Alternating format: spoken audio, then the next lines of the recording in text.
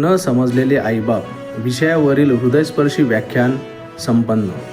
जळगाव जिल्हा पोलीस दलाअंतर्गत चाळीसगाव शहर police station, Chalisgaon ग्रामीण पोलीस स्टेशन आणि मेहुणबारी पोलीस स्टेशन यांच्या संयुक्त विद्यमानाने न समजलेले आईबाप या विषयावरील हृदयस्पर्शी व विचारप्रवर्धक व्याख्यानाचे आयोजन करण्यात आले.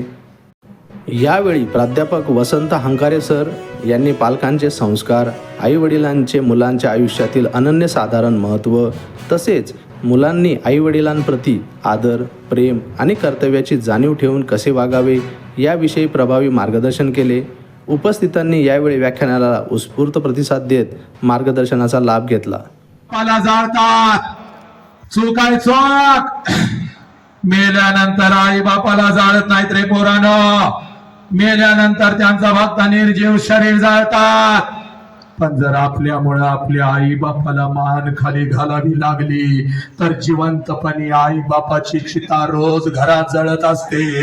रोज आपला बाप मरत असतो, रोज आपली आई मरत असते. पुरी स्वामी तिन्ही जगाचा आई विना भिकारी. की आई जर आमच्या आयुष्यामध्ये नसते तर छत्रपती नसते, बुद्ध नसते, तू नसतीस, मी नसतो, कोणीच नसता. पण या आईच्या माईच्या प्रेमाच्या वटवृक्षाखाली एक छोटासा रोपटा वाढताय बघ, ज्या रोपट्याचं नाव साला बाप आहे. आणि हा बाप आज तुझ्या समोर उभा आहे. पुरी हे पुरी आजपर्यंत आम्हाला असं वाटलं म्हणजे आईच माझ्यासाठी रडली. हे 100% नाही, 1,00,000% खरं आहे.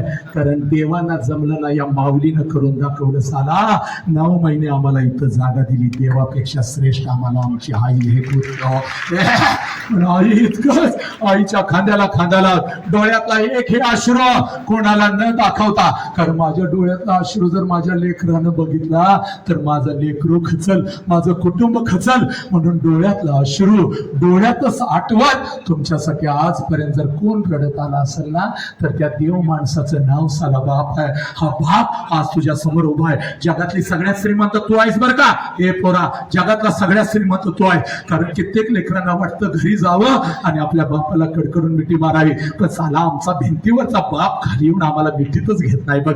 जगभर पोचलो पण साला माझा तात्या भिंतीवरून खाली उतरत नाही. पण तू श्रीमंत आहेस, तुझ्या समोर तुझा बाप ना आई उभी आहे. पळत पळत जायचं बरे आणि आपल्या आई बापाला अशी कडकडून मिठी मारायची. आईच्या डोळ्यात टच करून पाणी आलं पाहिजे, बापाच्या डोळ्यात टच करून पाणी आलं पाहिजे. आता पाणी पुसत आपल्या बापाला सांगायचं, बाप्पा आजपर्यंत मी तुम्हाला सांगू शकली नव्हती पण आज सांगते. आता तुमच्यावर नाही जेवाय बापा चा समोर तुझी आई उभी आहे.